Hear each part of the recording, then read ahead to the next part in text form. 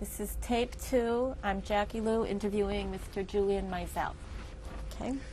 Well, we are in 1939. The occupation of the German army of Poland is already several months old.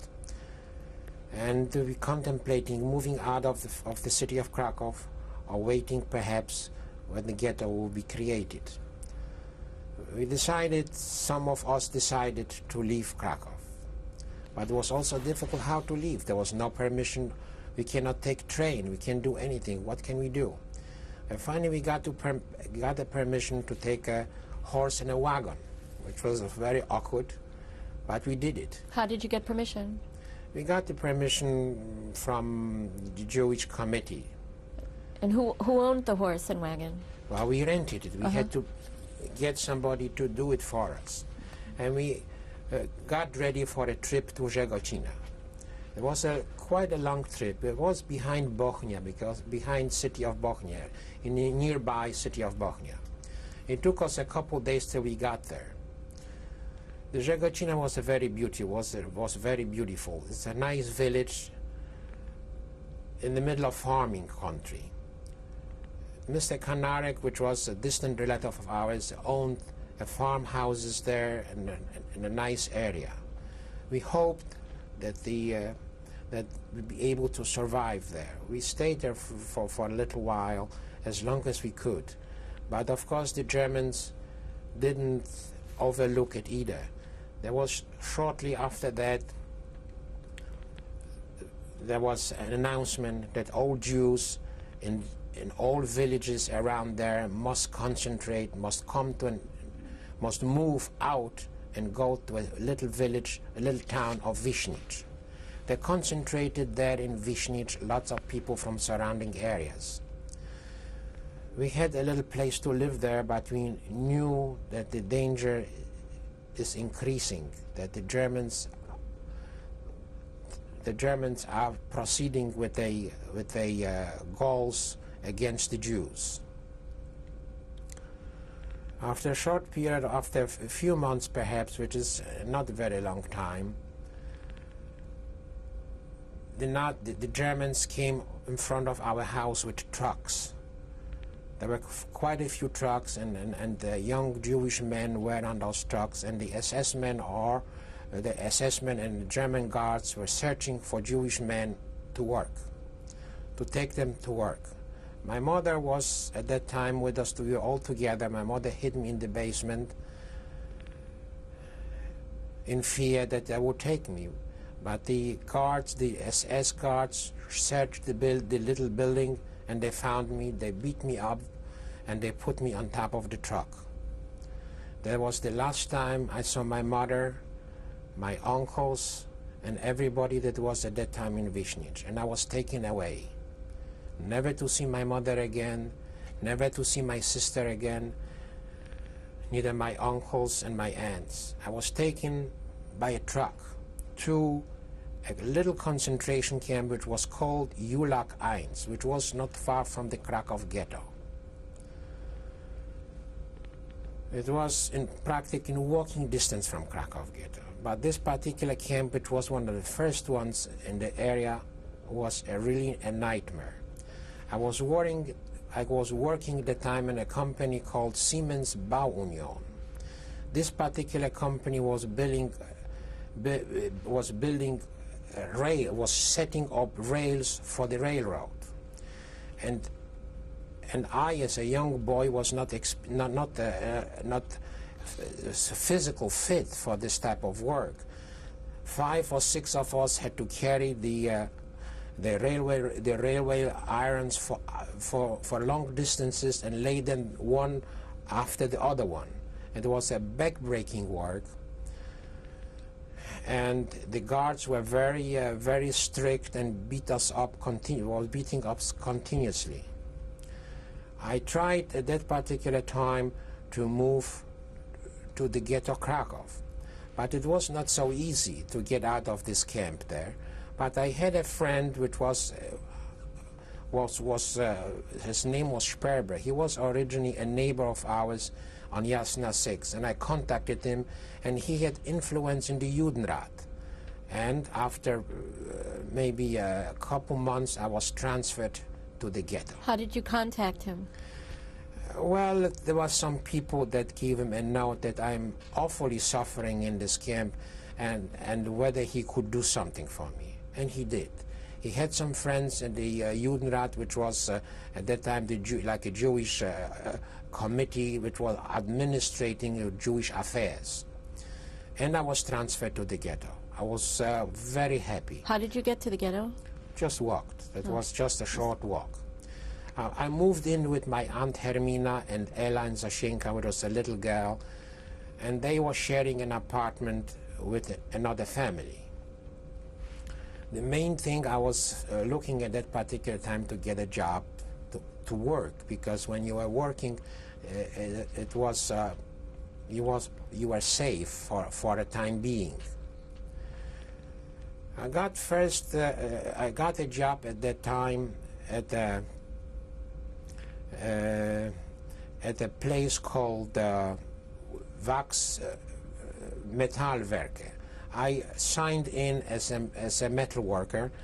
Somebody told me that this is the best thing to do, and I did so. I got a job with this company which was located outside of the ghetto. Each day in the morning we were transported to this particular working place. Originally this company was owned by Jewish people and was manufacturing lamps. Of course now the lamps were not manufactured, were manufactured parts for the German industry, for missiles or other war machine. The situation in Krakow ghetto was really desperate. The food rations were very small. Heating was practically non-existing. People were freezing in the winter time, and lists were made every few weeks for evacuations. The lists were made primarily by the Judenrat and the Jewish police, and a lot of unfairness was done by the Jewish police. The lists were, of course, whoever had influence there or money could prolong his time in the ghetto. Who didn't was put on the list and evacuated from Krakow was evacuated and never heard from. In other words, all these people went to Treblinka or to other places of destruction, never to be seen again. These evacuations were on I would say every monthly order. In other words, you never know when they will happen. They happened sometimes in succession. Sometimes there was a period of time that was quiet. The hospitals were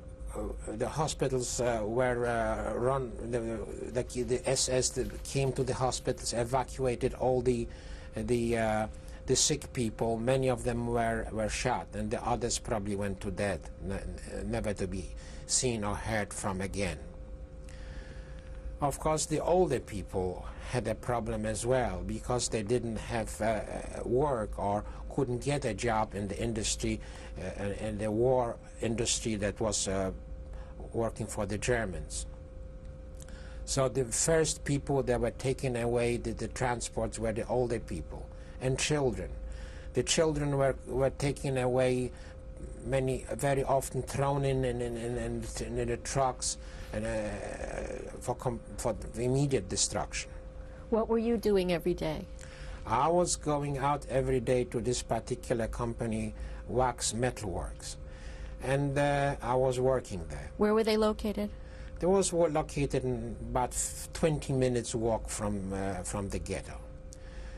This particular company, as I mentioned before, they were manufacturing lamps, and there was a certain powder there which was very important for the people in the ghetto. I would like to mention this.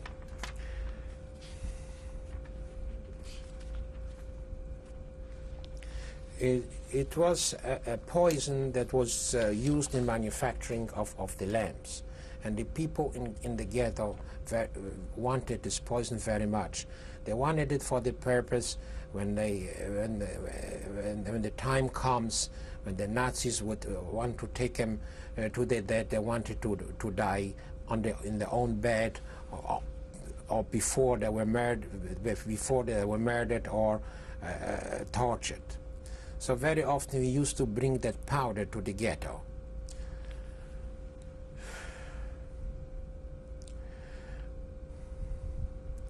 Well, the ghetto was created in 1941. As we continued the occupation and destruction of the Jewish people, the ghetto was supposed to be closed soon.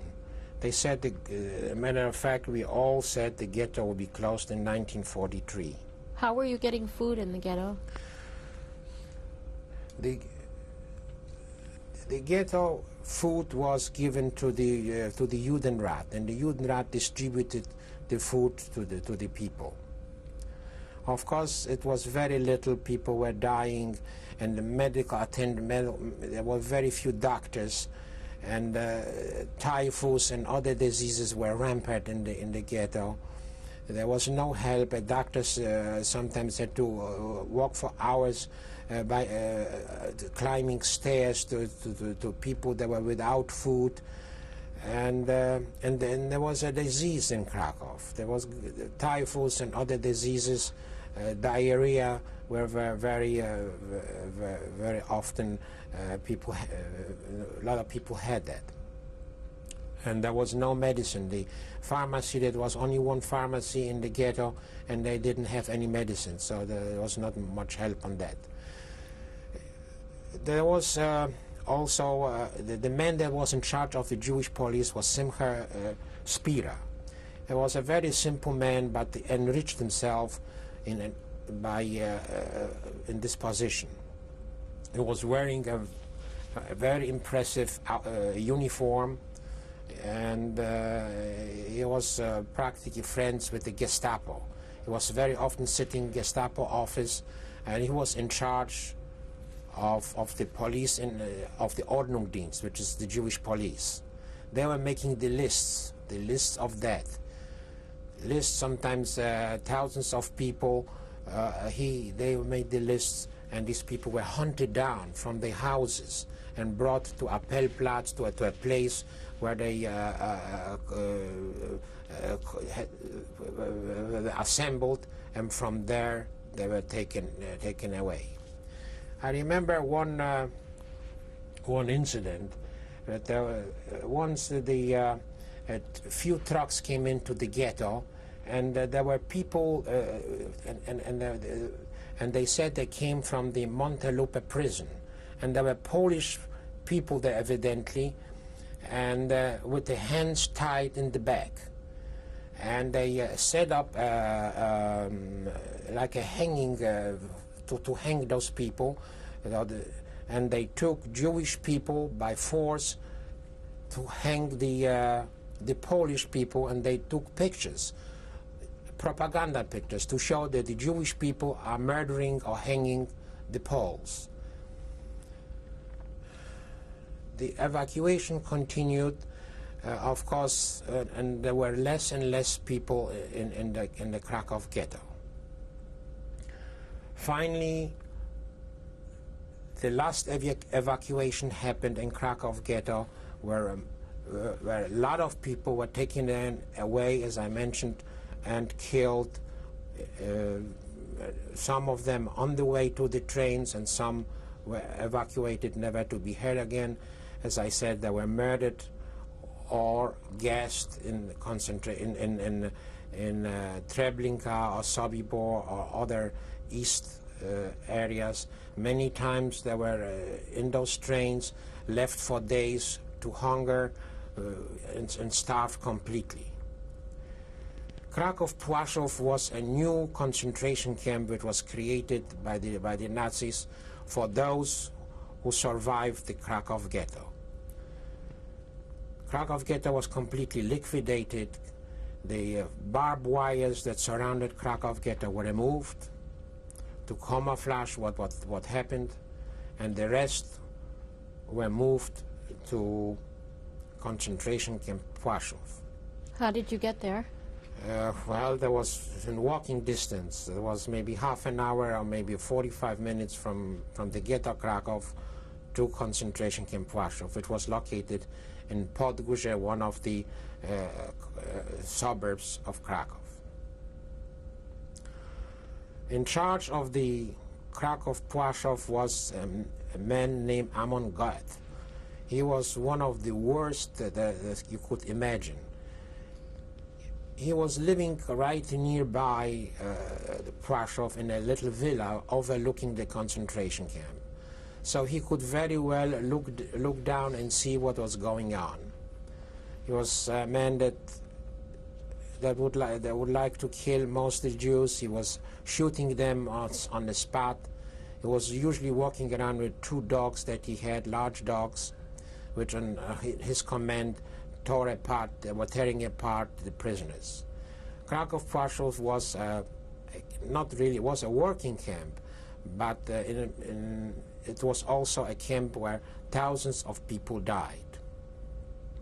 The executions took place on a little hill called Chujowa Góra, which was designated for people were brought in there and they were shot to death on the daily order. Daily order, the SS men used to bring people there and shot them right there. Krakow Płaszów was a camp where the work was done in some areas right in the concentration camp. Very few people were marching out to workplaces like from the ghetto. It was much stricter. So what did you do there? I was working there building roads, cleaning roads and building roads. It was a very hard work, and food was very small. The rations were small. People were also dying, and diseases were increasing, and people were weakening. Evacuations were also very often from Krakow, from Płaszów, were often, and people were sent in different areas and very often shot.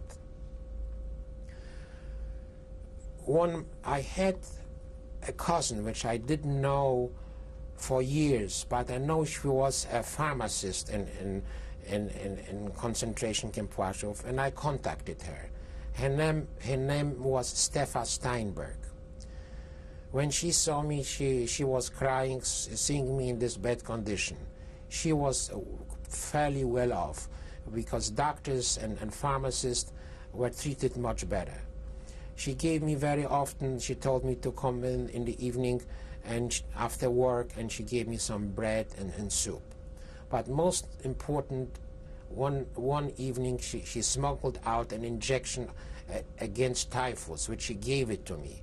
And I think that was a very important thing and perhaps saved my life from typhus.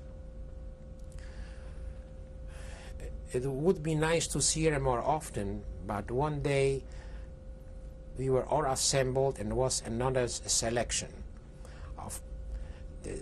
They set up tables in front of the center of the concentration of the camp, and selection began. People had to undress and run in front of the table where SS men were sitting. Many of them in white coats. They were SS men doctors, and they were looking at the people passing by or running by and selecting those that they felt could go to work and those who would not be able to work. And these selections were made right, left. We didn't know which was the right group, which was the wrong group. I never changed places. Some people changed places. They thought this one is a better group or this one is a better group. I didn't change. I stayed where I was designated to. And I was transported at the time out of concentration camp Płaszów to a place called Pionki. Pionki was a place near Radom. It was a prohovnia. It was a place where gunpowder was manufactured. The place was surrounded. Was in the middle of a forest. It was a terrible place. The there were primarily Ukrainian guards. We were marching out each morning to work and shovel coals. That was my job, shoveling coals. The barracks were so bad, and no facilities, no health facilities at all, that people were starving and rotting away there. The Ukrainians were very cruel, maybe sometimes crueler than the SS. But the worst thing was the food. There was no food. People were starving by the thousands. In many cases, the people felt that death would be salvation. They couldn't take it anymore. The flesh from the body was falling off from diseases and malnutrition, and diarrhea was awful. The camp was practically dying out. And one day, the SS came in again, and again we had selections. Group was put on the left, group was put on the right. I was taken on the trains, and these were the infamous trains that we heard so much about. We were loaded in wagons that originally were wagons for animals, for cattle, for transporting cattle, and we put there squeezed like sardines, hundreds to one wagon. There was no food, no water. Very often we couldn't breathe. And the train started moving out from there. We didn't know where it was going. People were dying right among us, falling down from exhaustion. And the train was going through the German towns. We didn't know where it was going. Did it make stops along the way? It was taking stops along the way. We didn't know what city and where we were going. Did the doors open at all during the stops? The doors didn't open. Very few people got water on their way there. Did you ever see people who lived in the cities where the train was stopping? We saw some people passing by German towns. Some people threw in a piece of bread, and it created pandemonium. People were fighting for the piece of bread because this was like a salvation to them. Some people, I couldn't even get to the bread. I wasn't strong enough to fight for it. And of course, in these fights, many people died fighting for the bread. Was there anybody guarding the train inside? Well, the trains were guarded by the SS. You couldn't escape. The doors were completely locked. The only thing, small windows were open where, as I mentioned, a piece of bread was thrown in, and the people looked at us like a circus. And that was really not a circus. People were dying there from exhaustion. How long did the train ride take? The train, I don't know how long the train, they must have gone for a few days. And all of a sudden we knew where we were going. We were going to Auschwitz. How did you find out? When the doors opened, the SS men were lined up, and the dogs were standing there just ready for hunting at us. And he saw the uniforms, the striped uniforms of prisoners from Auschwitz, which were saying, "You are in Auschwitz." Everybody that screams and shouts, rouses, "You Seifenjude, you Schweinhund," and the screams and the whips were hitting us over the heads, and we had to jump out from the train. Many people broke their legs for jumping out from there.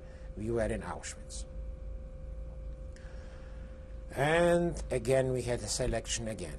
To the right, to the left, to the right, to the left. We didn't know, again, which one was the right group and which one was the wrong group. We said our prayers, Shema Israel. We were ready for everything. We were ready for the worst. We were headed in, after this election, we were headed into a chamber which was marked washrooms. And we expected that. We came into a little chamber, I don't know how many people, quite a few people. We put our clothes aside, they gave us soap, but we knew that that this is very often the case of extermination. How did you know that? We heard news. We heard news about it. Many of them didn't know. Some heard about it, and we heard it to a little chamber. It looked like a big washroom, and we thought that this is our last moment. But instead of gas, water was put on us, and there was a shower. And after a little while, we were headed out from there. We got prisoners' clothes, and we headed out from there. We were put in a barrack. I think it was Birkenau. We had striped suits now, and we stayed in this barrack. A couple days later, we were informed that we would be tattooed, and prisoners with tattoo equipment came in and tattooed the number, and my number was 682. As you know, rumors were going around. They said that, well, you got a number, you're temporarily safe. We were able to walk around the camp a little bit.